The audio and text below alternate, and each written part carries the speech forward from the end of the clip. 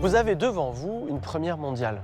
Ça n'a jamais été fait ailleurs, ça n'a jamais été fait avant. La croix latine et la croix arménienne réunies sur un même monument, ça symbolise vraiment ce désir de l'unité que nous voulons vivre en Jésus-Christ. Au départ, dans l'état d'esprit, c'est de positionner une croix arménienne uniquement sur le périmètre de la basilique. Et en fait, on s'est rendu compte que ce qui était intéressant, c'est également d'y associer la croix latine, également d'y associer une pierre de symbole qui est au milieu de ces deux croix, parce que pour nous, ça avait du sens de parler pas uniquement de la foi des Arméniens, des chrétiens arméniens de Marseille, mais de parler de l'unité dans la foi des Arméniens et des catholiques ici à Marseille. À Marseille, on a une particularité, c'est que 90 000 personnes à Marseille sont d'origine arménienne. Donc quasiment un Marseillais sur 10 est d'origine arménienne ou arménien.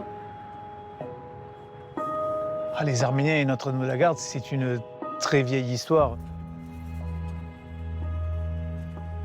Ma maman et ma tante, par exemple, chaque année, venaient jusqu'ici à pied remercier Notre-Dame-de-la-Garde pour l'attention qu'elle a portée à la famille et aux familles, et notamment l'arrivée de leurs parents ici sur les terres françaises et la terre marseillaise. Rescapés du génocide, ils avaient besoin d'exprimer des remerciements.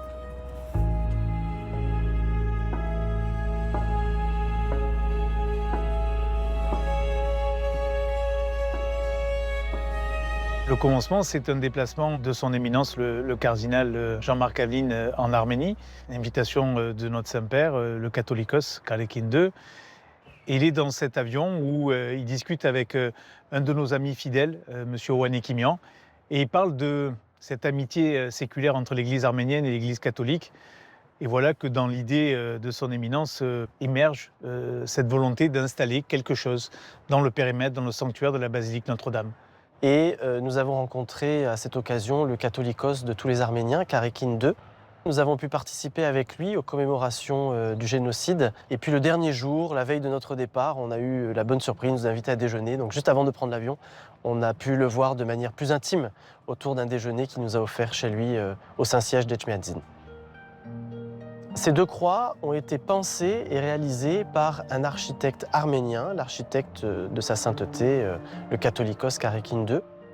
Et selon nos souhaits à Marseille, tant du côté latin que du côté arménien, nous avons voulu que ce soit deux croix qui s'harmonisent l'une et l'autre. Mais nous avons voulu qu'elles gardent leur spécificité propre.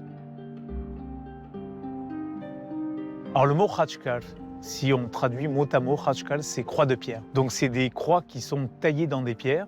On voit ici les arbres de vie, donc c'est des pousses qui s'enracinent au pied de la croix et qui s'élèvent vers le ciel. C'est une expression de vie. Sur les terminaisons de la croix, on voit ici les bourgeonnements, le bourgeonnement qui est la source de la graine et la source de la vie. Donc c'est très important pour nous de faire comprendre que un Khachkar n'est pas un monument mortuaire, c'est un signe de vie et de force et de la croyance de la communauté arménienne et de la population arménienne. Et la croix latine, alors elle a une forme tout à fait latine, j'ai envie de dire très carrée, avec à l'intérieur ces jolies volutes qui nous rappellent que la croix n'est pas un lieu de centrement sur soi-même, mais un lieu qui nous ouvre à une réalité autre, qui est la vie en Jésus-Christ dans l'éternité.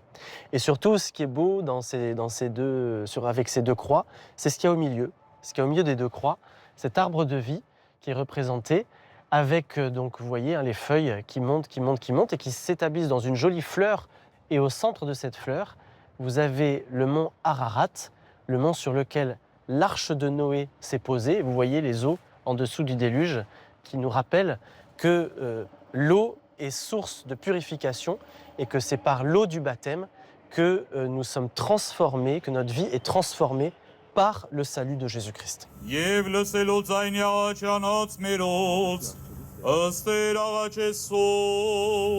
Le 5 décembre, la présence du catholicos a notamment permis la bénédiction de sa main personnelle. C'est quelque chose, ça aussi, d'extrêmement rare. Il a apposé ses mains à plusieurs reprises sur ses croix, la croix arménienne et la croix latine, avec le Saint-Crème qui est donc cette huile sainte qui, tous les 7 ans, est bénie en Arménie, au Saint-Siège.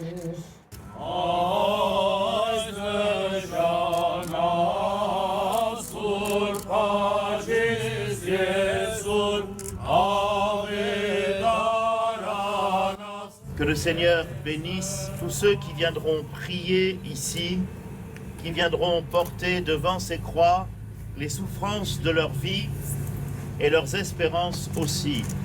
Que le Seigneur bénisse au nom du Père et du Fils et du Saint-Esprit. Amen. Il y a un moment d'unité sacrée devant ces pierres. Et je parle de l'ensemble du monument, que ce soit la croix arménienne, la partie symbolique ou la croix latine.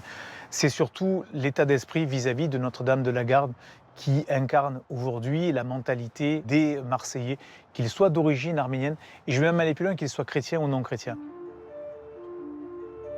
Notre-Dame de la Garde a une véritable signification pour les Marseillais, donc que la communauté arménienne de Marseille bénéficie d'un emplacement et jouisse d'un emplacement tel que celui-ci est absolument exceptionnel.